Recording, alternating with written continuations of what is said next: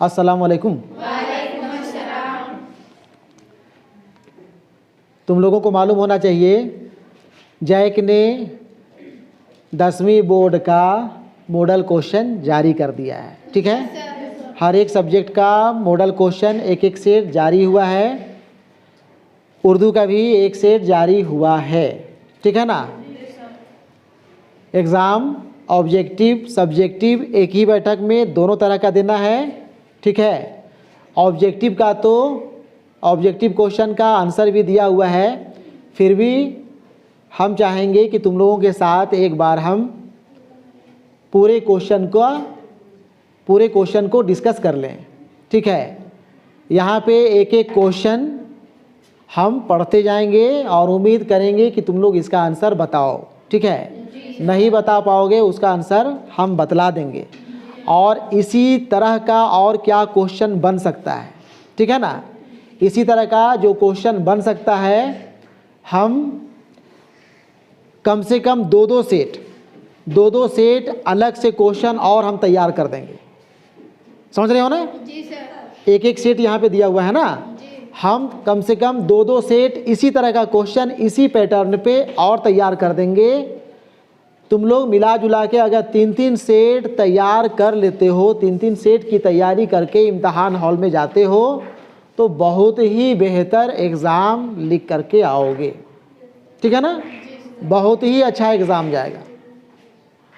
हालांकि इसके पहले कम से कम 3 सेट या 5 सेट जो है क्वेश्चन वो जैक जारी किया करता था, लेकिन इस बार जो है एक ही सेट जारी हुआ है।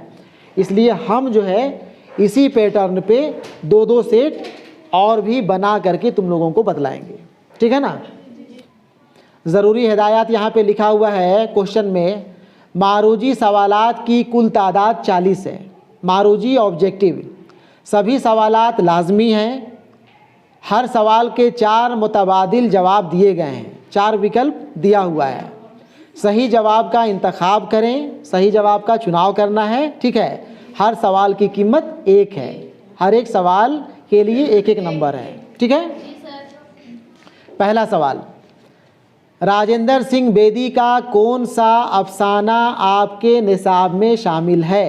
ऑप्शन हम देते हैं, ए लाजवंती, बी भोला, सी अपने दुख मुझे दे दो, डी गरहन। जवाब क्या होगा? भोला। Very good.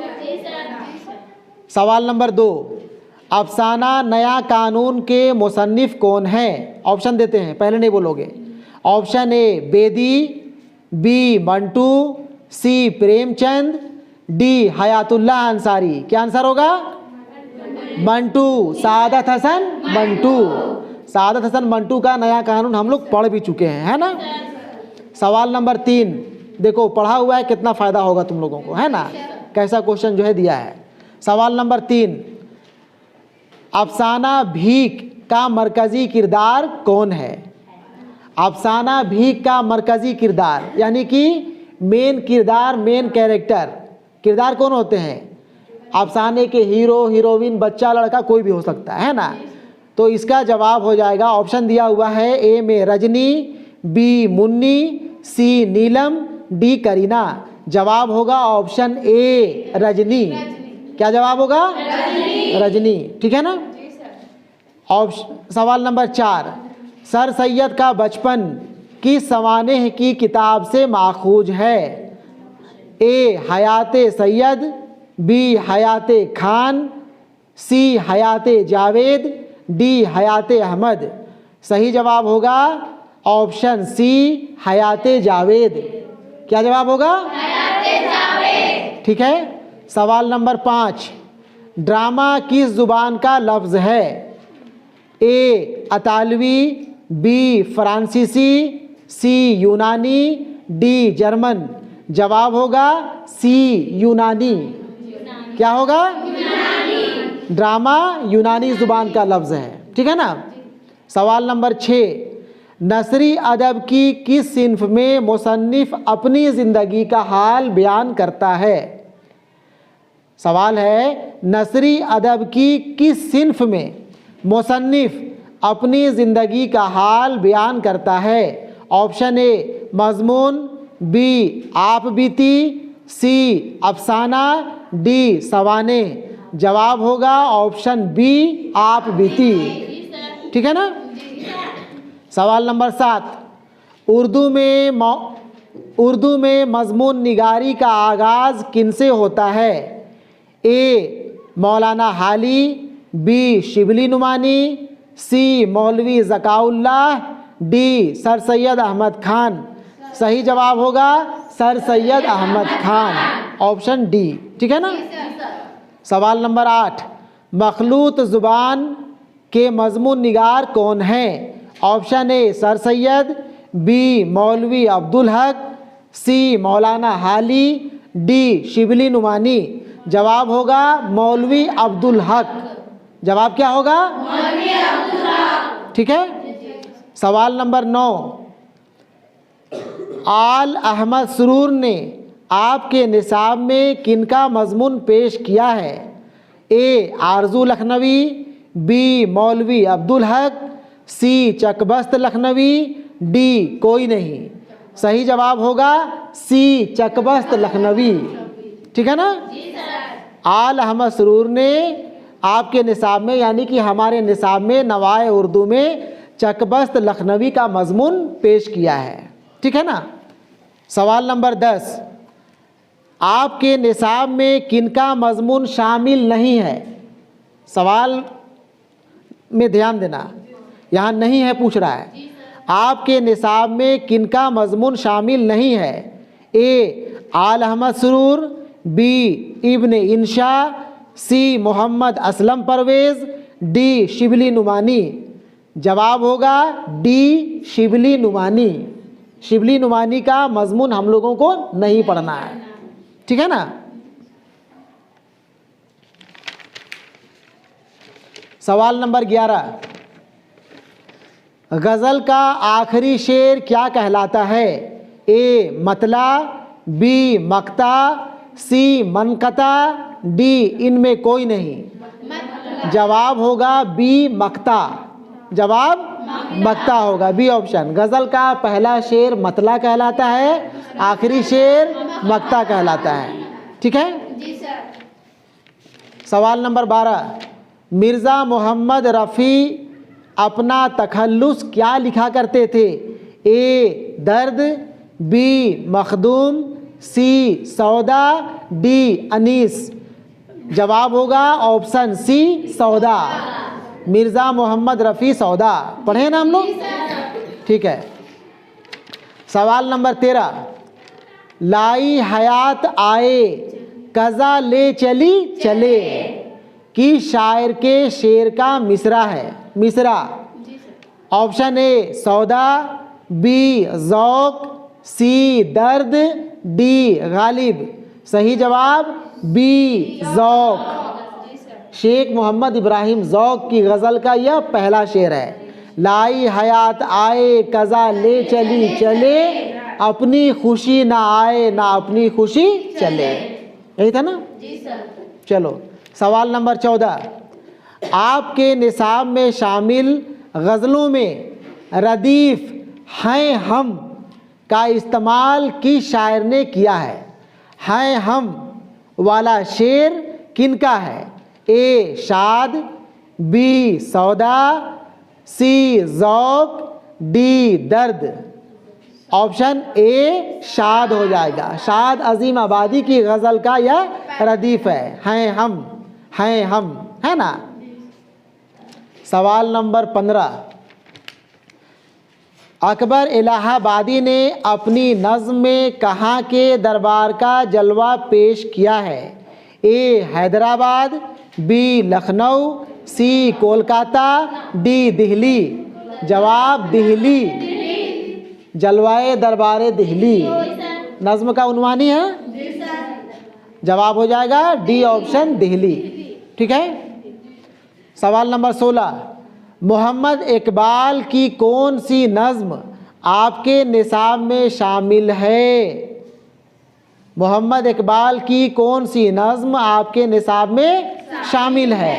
ऑप्शन ए एक आरज़ू, ऑप्शन बी नया शिवाला, ऑप्शन सी मस्जिद कुर्तबा, ऑप्शन डी हकीकत हुस्न। हकीकत हुस्न डी ऑप्शन हो जाएगा। Very good. सवाल नंबर 17, जोश मलिह आबादी की नज्म का उन्वान क्या है? ऑप्शन ए गर्मी और देहाती बाजार, बी गर्मी और दोपहर, सी गर्मी और तपिश, डी कोई नहीं। ऑप्शन ए गर्मी और देहाती बाजार। Very good. चलो सवाल नंबर 18, कैफी आज़मी ने नज्म आंधी किससे मुतासिर होकर लिखी है? सवाल है कैफी आज़मी ने नज्म आंधी किससे मुतासिर होकर लिखी है? ए जंगे बदर, बी अलीगढ़ तहरीक, सी जंगे आज़ादी, डी टीपू सुल्तान। जवाब होगा सी ऑप्शन जंगे आज़ादी। जंगे आज़ादी, ठीक है ना। सवाल नंबर 19, देखो हम उम्मीद ये कर रहे हैं तुम लोगों से कि तुम लोग की तरफ से भी जवाब आना चाहिए, ठीक है ना। तुम लोग जवाब नहीं दे रहे हो, अब जवाब आना चाहिए, ठीक है ना। और जो जवाब कंफर्म नहीं जानोगे वो चुप रहोगे, ठीक है ना। जो लोग जवाब जानोगे एक साथ जवाब दोगे तो ज़्यादा बेहतर होगा, ठीक है। थोड़ा हमको भी लगेगा कि मेरा स्टूडेंट पढ़ाया हुआ काम कर रहा है, आ रहा है ना, ठीक है। सवाल नंबर 19, रुबाई में कितने मिसरे होते हैं? Option A 2, option B 3, option C 4, option D 5। जवाब क्या होगा? Option C 4। Option C 4। रुबाई में 4 मिसरे होते हैं, ठीक है ना। इतना तेज आवाज़ में भी जवाब मत दो, थोड़ा आराम से, ठीक है। ऐसा आवाज़ दे रही एकदम चिरक रही है। सवाल नंबर 20, आपके निसाब में किस एक रुबाई गो का रुबाई शामिल नहीं है? अभी फ़िलहाल हम लोग जो है 3 रुबाई पढ़ के ख़त्म किए हैं, ख़त्म किए हैं ना। Option A Anees, option B Dabir, option C महरूम, ऑप्शन डी फिराक। जवाब क्या होगा? ऑप्शन बी दबीर। दबीर का रुबाई हम लोग नहीं पढ़े हैं। अनीस मीर बाबर अली अनीस का रुबाई पढ़े, तिलोक चंद महरूम का भी रुबाई पढ़े, और फिराक चंद गोरखपुरी का भी रुबाई हम लोग पढ़े। दबीर मिर्ज़ा दबीर का रुबाई हम लोगों को नहीं पढ़ना था, ठीक है ना।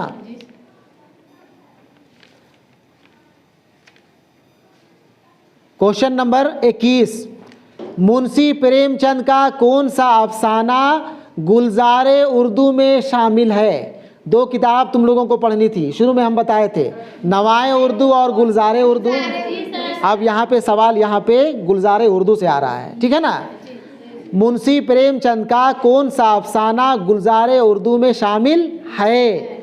ऑप्शन ए कफन, ऑप्शन बी बड़े घर की बेटी, option C gilli danda, option D हजी अकबर। क्या जवाब होगा? ऑप्शन सी गिल्ली डंडा, ठीक है ना, ठीक है। सवाल नंबर 22, प्रेमचंद कब पैदा हुए? Option A 1850, B 1860, C 1870, D 1880। ठीक है ना? वेरी गुड, आवाज़ तो आ रही है, याद है, ठीक है ना। चलो ठीक है। सवाल नंबर 23, चलो जवाब देके ज़्यादा खुश मत हो, इम्तहान में जब बना करके आओगे, ठीक है ना, तो ज़्यादा अच्छा लगेगा तुम लोग को भी और हमको भी। लेकिन यहाँ भी हमको अच्छा लग रहा है कि तुम लोग जवाब दे रहे हो, है ना। और तुम लोगों को भी अच्छा लगता होगा कि नहीं, वो सब सवाल यहाँ पूछा गया है जो सर हम लोग को बताए हैं। अच्छा लग रहा है ना। वही सब क्वेश्चन आया, बार बार हम कहते थे, एक बार जो है अच्छे से पढ़ लोगे, सुन लोगे, जो हम बता रहे हैं सारा क्वेश्चन पकड़ में आ जाएगा। आ रहा है ना, सब सुना हुआ क्वेश्चन है, भले कुछ देर के लिए भूल गए होगे तुम लोग, है ना। सवाल नंबर 23, अजीम बेग चुगताई के अफसाने का उन्वान क्या है? Option A clerk, option B ICS, option C फ़कीर, ऑप्शन डी मौलवी साहब। जवाब क्या होगा? ऑप्शन सी फ़कीर। ठीक है ना? अजीम बेग चुगताई का अफसाना फ़कीर गुलज़ार उर्दू में शामिल है। ठीक है ना? सवाल नंबर 24, कृष्णचंद्र की बुनियादी हैसियत नसरी अदब की किस सिन्फ से है? कृष्णचंद्र की बुनियादी हैसियत नसरी अदब की किस सिन्फ से है? ए नाविल, बी अफसाना, सी ड्रामा, डी रिपोर्टाज। क्या होगा? बी अफसाना। ठीक है ना? कृष्णचंद्र की बुनियादी हैसियत अफसाने की वजह से है। सवाल नंबर 25, गुलज़ार उर्दू में कौन एक अफसाना शामिल नहीं है? गुलज़ार उर्दू में लगभग 9-10 अफसाने तुम लोगों को पढ़ने हैं, उसमें से एक अफसाना जो यहाँ ऑप्शन दिया हुआ है वो ऑप्शन जो नहीं है वो दिया हुआ है। गुलज़ार उर्दू में कौन एक अफसाना शामिल नहीं है? ए सुल्तान, बी फ़कीर, सी अन्न देवता, डी भीख। भीख शामिल नहीं है गुलज़ार उर्दू में। भीख तो नवाए उर्दू में शामिल है। भीख नवाए उर्दू में है ना? ठीक है। सवाल नंबर 26, गुलज़ार उर्दू में किस एक ख़वातीन अफसाना निगार का अफसाना शामिल है? ध्यान से सुनो क्वेश्चन। गुलज़ार उर्दू में किस एक ख़वातीन अफसाना निगार का अफसाना शामिल है? ए जिल्लानी बानो, बी इस्मत चुगताई, सी सालेहा आबिद हुसैन, डी कुर्रतुल ऐन हैदर। जवाब होगा ए जिल्लानी बानो। जवाब क्या होगा? ए जिल्लानी बानो। ठीक है ना? सवाल नंबर 27, मौलवी अब्दुल हक ने गुदड़ी का लाल किसे कहा है? ए अनवर खां, बी मोहम्मद खां, सी नूर खां, डी अहमद खां। वेरी गुड, सी नूर खां। गुदड़ी का लाल, गुदड़ी का लाल नूर खां। वेरी गुड, वेरी गुड, बहुत अच्छे। सवाल नंबर 28, सवाल नंबर 28, अशरफ सबूही ने गुलज़ार उर्दू में किसका खाका पेश किया है? अशरफ सबूही ने गुलज़ार उर्दू में किसका खाका पेश किया है? ए नूर खां, बी मिर्ज़ा चपाती, सी जिगर साहब, डी इनमें से कोई नहीं। क्या जवाब होगा? मिर्ज़ा चपाती, बी ऑप्शन। ठीक है ना? बी ऑप्शन, मिर्ज़ा चपाती का खाका अशरफ सबूही ने गुलज़ार उर्दू में पेश किया है। ठीक है, आगे बढ़ें। सवाल नंबर 29, सवाल नंबर 29, अब यहाँ नवाए उर्दू गुलज़ार उर्दू से हट करके उर्दू अदब की तारीख़, उर्दू अदब की तारीख़ NCERT की जो किताब है वहाँ से सवाल दिया है। ठीक है, और तुम लोग जो किताब पढ़ते हो गोल्डन उर्दू, उसमें ये शामिल है उर्दू अदब की तारीख़। सवाल नंबर 29 देखो, उर्दू की इब्तदा के मुताल्लिक़ किस माहिर लिसानियात ने बरज भाषा को उर्दू की माँ करार दिया है? सवाल ध्यान से सुनो, इधर हम नहीं पढ़ा पाए हैं तुम लोगों को, ठीक है, और बताएंगे, पढ़ाएंगे। अभी टाइम है ना, 14 मार्च से एग्ज़ाम है और क्लास तुम लोगों का लगभग जो है 28 फरवरी तक चलेगा। ठीक है ना? प्रैक्टिकल का एग्ज़ाम लिखोगे उसके बाद भी तुम लोगों का क्लास होता रहेगा। सारा कोर्स जो कुछ नहीं हो पाया है वो भी हम करा देंगे। ठीक है ना? इसलिए टेंशन नहीं लेना है। और यहाँ पे जवाब हम बता ही दे रहे हैं, याद कर लोगे, है ना? सवाल नंबर 29 है, उर्दू की इब्तदा के मुताल्लिक़ किस माहिर लिसानियात ने बरज भाषा को उर्दू की माँ करार दिया है? Option A Mohammad Hussain Azad, B Mahmood Sherani, C Masood Hasan Khan, D Syed Sulaiman Nadvi. इसका जवाब ऑप्शन ए मोहम्मद हुसैन आज़ाद होगा। ठीक है ना? मोहम्मद हुसैन आज़ाद ने बरज भाषा को उर्दू की माँ करार दिया है। याद रहेगा ना? उर्दू की माँ मोहम्मद हुसैन आज़ाद ने कहा है। सवाल नंबर 30, उर्दू किस ज़ुबान का लफ्ज़ है? ऑप्शन ए फारसी, ऑप्शन बी अतालवी, ऑप्शन सी तुर्की, ऑप्शन डी अंग्रेज़ी।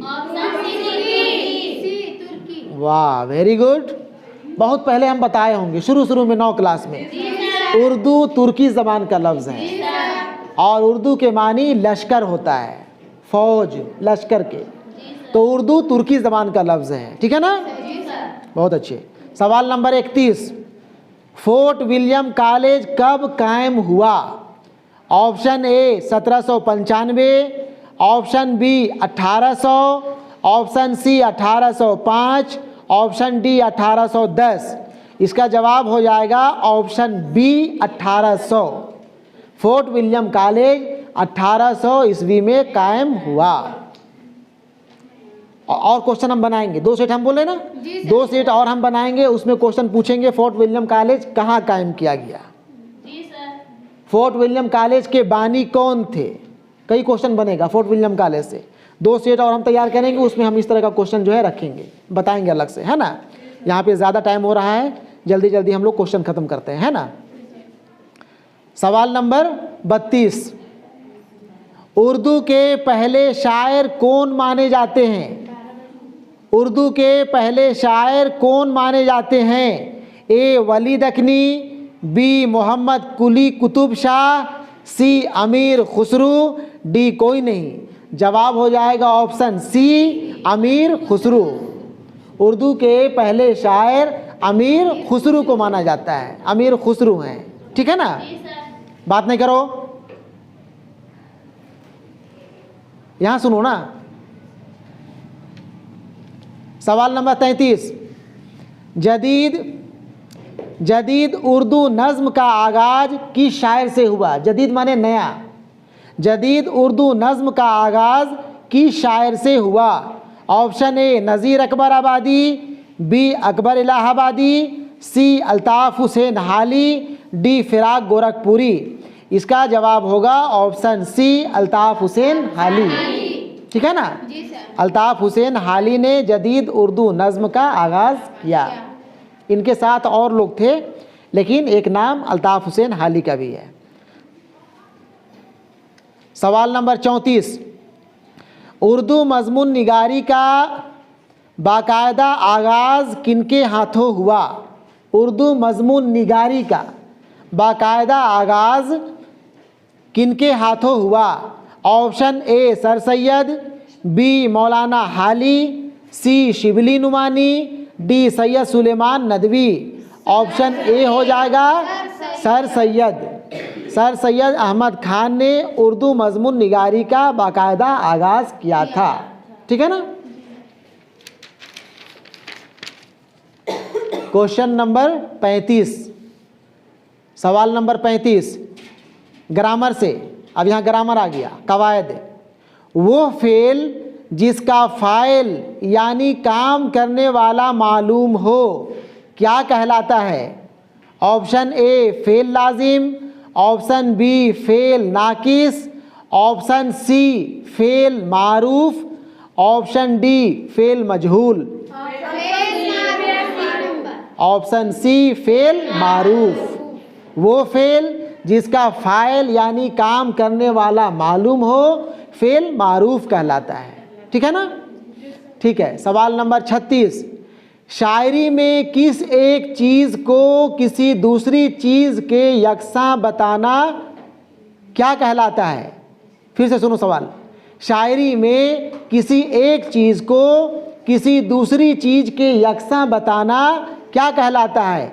ए तज़ाद, बी तलमीह, सी इस्तारा, डी तशबीह। सही जवाब होगा ऑप्शन डी तशबीह, ठीक है ना? सवाल नंबर 37, चलो इसको हम उम्मीद करते हैं तुम लोग जवाब दोगे, ठीक है ना? सवाल नंबर 37 मुहावरा है आपे से बाहर होना। मुहावरा आपे से बाहर होना के क्या मानी है? ऑप्शन ए शर्मिंदा होना, ऑप्शन बी बेहद खुश या गुस्सा होना, ऑप्शन सी घबरा जाना, ऑप्शन डी हसद करना, आपे से बाहर होना, आपे से बाहर होना, ऑप्शन बी बहुत ज़्यादा खुश होना या गुस्सा होना।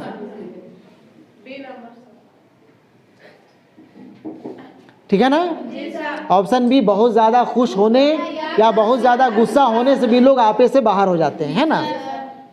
सवाल नंबर 38, बेबुनियाद बात करना का मुहावरा क्या होगा? बेबुनियाद बात करना, फालतू बात करना, बिना मतलब का बात करना का मुहावरा बताना है। ए दिल भर आना, बी ख्याली पुलाव पकाना, सी झांसे में आना, डी बाग बाग होना। क्या ऑप्शन होगा? बी ख्याली पुलाव पकाना, बिना मतलब का बात करना, बेबुनियाद बात करना। ठीक है ना? सवाल नंबर 39, ज़रबुल इमसाल, जिसको हम लोग कहावत कहते हैं, ज़रबुल इमसाल, आम के आम गुठलियों के दाम, आम के आम गुठलियों के दाम के मानी इनमें से क्या होगा? ए दोहरा फायदा होना, बी किसी काम का जल्दी होना, सी आखिर तक उम्मीद रखना, डी कोई नहीं। जवाब क्या होगा? दोहरा फायदा होना, आम के आम गुठलियों के दाम, आम भी खा लिया और गुठली का भी दाम मिल गया। दोहरा फायदा हुआ कि नहीं हुआ? ठीक है। आखिरी सवाल, सवाल नंबर 40, मायूसी में छोटी मदद भी बड़ी लगती है, मायूसी में छोटी मदद भी बड़ी लगती है, किस कहावत के मानी हो सकते हैं? कहावत है, ए चट मंगनी पट ब्याह, बी डूबते को तिनके का सहारा, सी चोर की दाढ़ी में तिनका। यहाँ तीन ही ऑप्शन दिया हुआ है, सही जवाब हो जाएगा बी डूबते को तिनके का सहारा, डूबते को तिनके का सहारा, वही ना होगा जी। मायूसी में छोटी मदद भी बड़ी लगती है। ठीक है ना? ये 40 सवाल मॉडल क्वेश्चन का सवाल है जो अभी हम तुम लोग को बतलाए। ठीक है, ये 40 क्वेश्चन जो जैक मॉडल क्वेश्चन के तौर पे जारी किया है, तुम लोगों को हम बतला दिए और ये उम्मीद करते हैं कि ये 40 में कम से कम 15, 20, 25 तो तुम लोग जानते थे। ठीक है ना? और 5-7 और याद भी कर लिए होगे, और जो बाकी बच जाता है वो मॉडल क्वेश्चन जब डाउनलोड करोगे, निकालोगे, ठीक है, वहाँ पे उसका जवाब भी दिया हुआ है, वहाँ से कर लोगे। ठीक है ना? ठीक है, अगले क्लास में हम लोग सब्जेक्टिव क्वेश्चन के ऊपर बातचीत करेंगे। ठीक है, सब्जेक्टिव क्वेश्चन पूरा हम करा देंगे। ठीक है? ठीक है।